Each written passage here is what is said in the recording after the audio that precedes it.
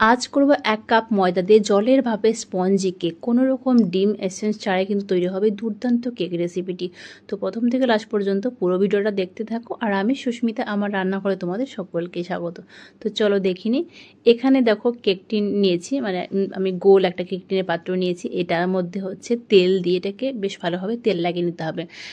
এবার তোমাদের কাছে যে কোনো অ্যালুমিনিয়াম কিংবা যে কোনো স্টিলের বাটিও কিন্তু নিতে পারো, যদি অ্যালুমিনিয়ামের বাটি না থাকে। আর অ্যালুমিনিয়ামের বাটিটা হলে একটু সুবিধা হয়, কেকটা খুব সুন্দর হয়। আর এবার এর মধ্যে দেখো তেলটা ব্রাশ করে দেওয়ার পরে একটা বাটার পেপার কেটে রেখেছিলাম বাটির সমান মাপে, সেটা বসিয়ে দিয়ে আর একটু তেল দিয়ে এটাকে রেডি করে নিলাম। আর এই বাটার পেপারের পরিবর্তে কিন্তু তোমরা যে কোনো সাদা কাগজও কিন্তু কেটে দিতে পারো, মানে কেটে এটাকে দিতে পারো, কিন্তু নিউজ পেপার কিন্তু একদমই দিও না।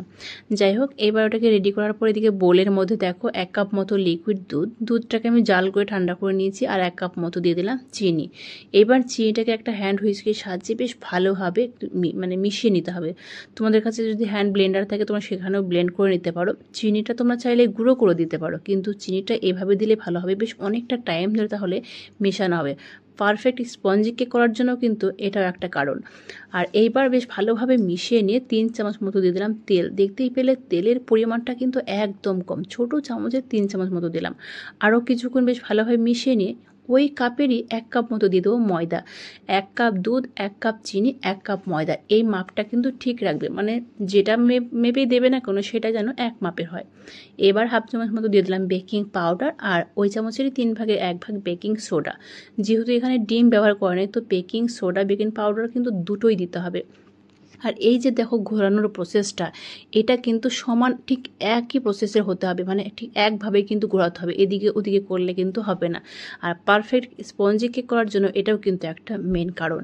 বেশ ভালোভাবে একদিকে দেখো এভাবে ঘুরিয়ে ঘুরিয়ে খুব সুন্দর একটা ব্যাটার তৈরি করতে হবে। আর এই ব্যাটারটা আমি তোমাদের দেখাচ্ছি কেমন হবে, ঠিক এই রকমটা হবে, মানে বেশি ঘন কিন্তু করা যাবে না। আর যে কেকের ব্যাটার আমরা তৈরি করেছি, এর আগেও আমি কেক করেছি, কিন্তু এই কেকটা কিন্তু একদমই অন্যরকম।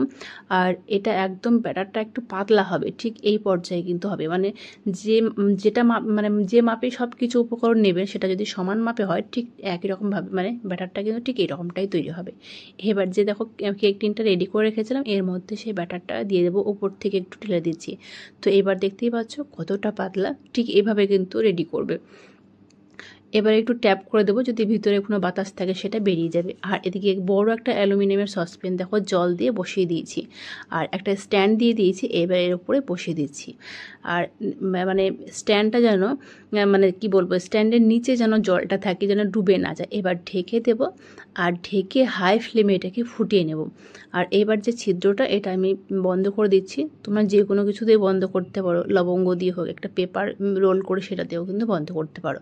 তো এবার আমি হাই ফ্লেমে এটাকে ফুটিয়ে নেব। আর যদি মাঝে দেখবে জলটা মানে কমে যায়, সেক্ষেত্রে একটু জল দিয়ে দেবে। তো অনেকটাই দেখো ফুলে গেছে। আর এখানে একটা মানে তোমাদের কথা বলে দিচ্ছি আমি, মাঝে একবার আমি ঢাকনাটা খুলেছিলাম জলটা শুকিয়েছে নাকি এটা দেখার জন্য। যখন এটা খুলেছিলাম তখনই ওখানে মাঝখানে একটু জল পড়েছিল, যখনই জলটা পড়লো তখন কিন্তু যে ফুলে উঠেছিল সেটা, যাই হোক, সেটা দেখো মাঝে বুঝতেই পারছো মাঝে একটু জল পড়েছিল, তো একদম স্পঞ্জের মতো উপর দিকে ফুলে উঠেছিল, তো সেটা আস্তে আস্তে কিন্তু কমে গেল।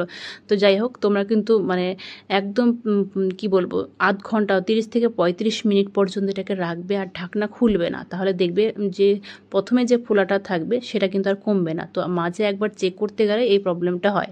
যাই হোক, তো তাতে কিন্তু কোনো রকম কেকের কোনো ডিস্টার্ব হয়নি, শুধু একটু ফোলা নেই, এটাই আর কি কারণ। এবার নামিয়ে নিয়েছি আমি, ঠিক 40 থেকে 45 মিনিট মতো কুক করে নিয়েছি।